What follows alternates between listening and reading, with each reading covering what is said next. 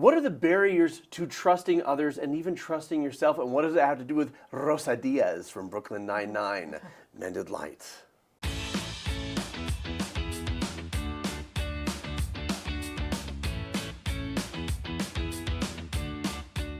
Have you ever wanted to trust someone, but something inside of you just wouldn't let you? Maybe part of you wanted connection, but another part of you felt guarded, cautious, or even afraid. If that's you, there is nothing wrong with you. What you're experiencing is something psychologists call trust barriers. And today we're going to explore what they are, where they come from, and how you begin to heal them.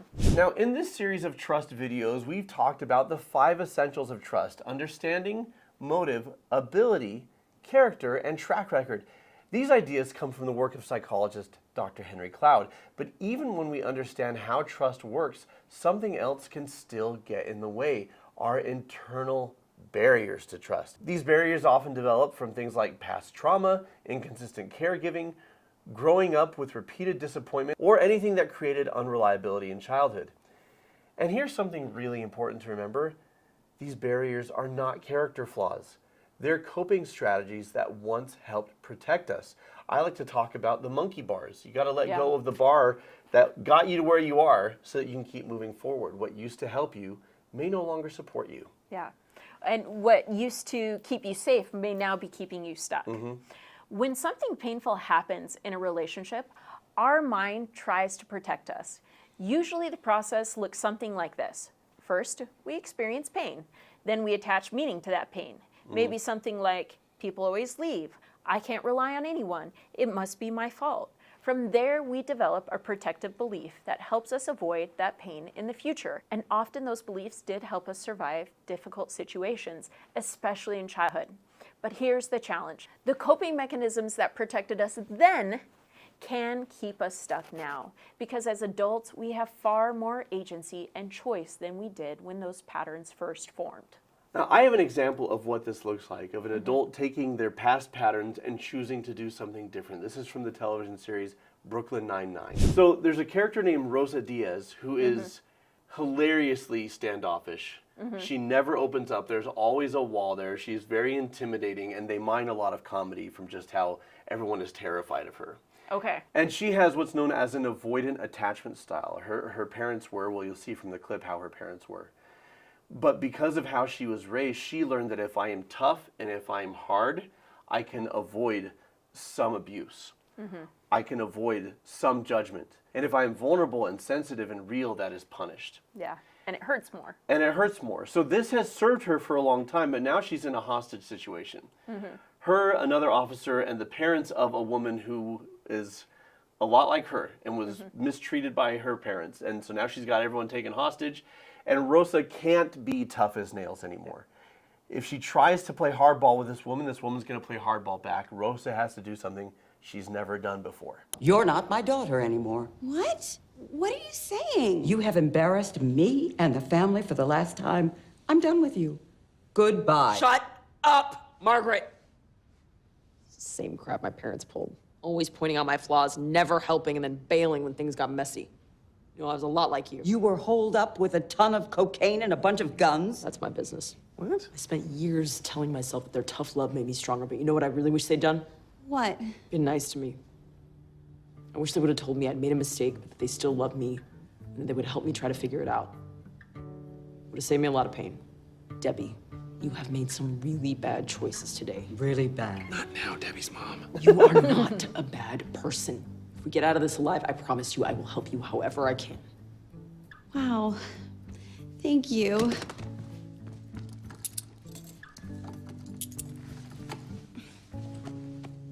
Oh, your back is very wet. Yeah, I guess between the fur coat and all the cocaine, I've been sweating a lot. I wish my parents had been nice to me. I wish they had told me, you made a mistake, but you're not a bad person and we love you. Rosa gives Debbie what she never really got. And in this instance, being tough and guarded, which used to keep Rosa alive, is the opposite of what she needs to do. And she connects in a way that she always needed. And that's one of the silver linings of whatever hard things you go through, is it gives you greater understanding and empathy for others who are going through it. And if you didn't get the support that you needed, at least you can perhaps offer it to somebody else. Well, and that's the growth opportunity that is in alignment with emotional maturity. Like as a child, we didn't have the capacity to meet our own needs. We didn't have the capability. And that was the responsibility of our parents, our caregivers, and our loved ones. And the harsh reality is so often they didn't have the capacity either because of the generational behavior that was handed down. And once we become adults, like that is no longer the excuse for why our needs didn't get met. Right? We do now have a fully formed frontal lobe. And while it's challenging that maybe the ones we wanted to receive that kindness, that compassion, that consideration, that understanding from most didn't give it to us, as adults, we can give it to ourselves. We can give ourselves the love, the care, the nourishment, the compassionate that we didn't receive when we needed it. Yeah. In so doing, that breaks the generational behavior, and that is what helps us grow into that emotional maturity. And that emotional maturity is what allows us to let go of those old protective patterns, because when those stay in place too long, they can quietly become barriers to healthy trust. So let's talk about some of the most common barriers to trust. Number one is fear-based avoidance. This barrier sounds like, I'm not going to trust anyone so I don't get hurt. Like Rosa. Like Rosa, it feels protective at first, but over time it leads to isolation and disconnection. Also like Rosa, if you watch the show, her overcoming that to form healthy attachments is her entire arc. Trust barrier number 2 is universal distrust. This is the belief you can't trust anyone. Usually this belief comes from real pain, but when it becomes a global rule, it prevents us from seeing people clearly and in the present. Trust barrier number 3 is known as all or nothing trust. This is a type of black and white thinking where people give someone complete access or withdraw completely. There's no middle ground. But healthy trust grows gradually, step by step, as evidence accumulates. And also you can see that some people are trustworthy in certain areas. Right. And maybe not so much in other areas. Yeah. And trust barrier number 4 is shame-based withdrawal. This barrier sounds like if people really knew me, they would leave. It prevents deep connection because vulnerability feels too risky. Trust barrier number 5 is over control. This looks like trusting only when you can control the outcome. You might micromanage situations or people because uncertainty feels unsafe. But relationships require mutual autonomy, and too much control can create tension. Here's the hopeful part. Trust barriers aren't permanent. They can be healed. And the first step is something surprisingly simple. It's awareness. You can't change what you're not aware of. But when we become aware of our patterns, something else happens. We realize we may have unintentionally been contributing to our own pain. And that realization can feel like a gut punch. It is easy in those moments to judge ourselves. But research on emotional healing shows something important. Judgment cripples healthy growth. The antidote to judgment that cripples our healing is self-compassion. Self-compassion means 2 things: kindness and curiosity. Kindness means treating yourself the way you would treat a loved one who is struggling. Curiosity means asking gentle questions like, why did I learn this pattern? How did it protect me? Do those circumstances still exist today?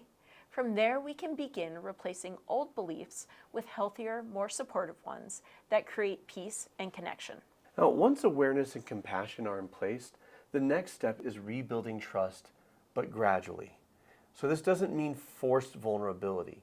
Brene Brown talks a lot about being vulnerable and trusting and open up, but she also talks about doing that with people who have demonstrated that it's safe to do it with. Right. So don't just be vulnerable willy-nilly. Yeah. It means taking measured steps. For example, start with small risks. Observe the outcome. Adjust as you learn. This process helps you to develop discernment. Because pain isn't always proof that trusting was wrong. Sometimes pain is part of learning how to trust wisely. Another key principle is this: boundaries actually strengthen trust. They're not walls. They're guidelines that allow trust to grow safely. It's like that old expression, strong fences build good neighbors. Okay, so major takeaways. Trust isn't a personality trait. It is a skill. a skill that grows through awareness, courage, boundaries, and practice. And as you strengthen that skill, something powerful begins to happen. You learn not only how to trust others, but how to trust yourself. So here's a question worth reflecting on. What might change in your life if you learn to trust wisely and confidently? Time for you to sound off, because we'd love to hear from you in the comments. Which trust barrier do you think shows up most often in your life? Avoidance, over-control, universal distrust, all or nothing trust, or shame-based withdrawal.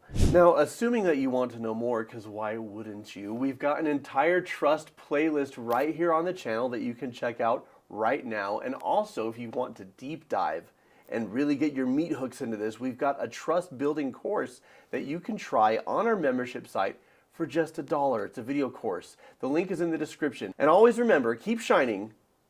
We need your light.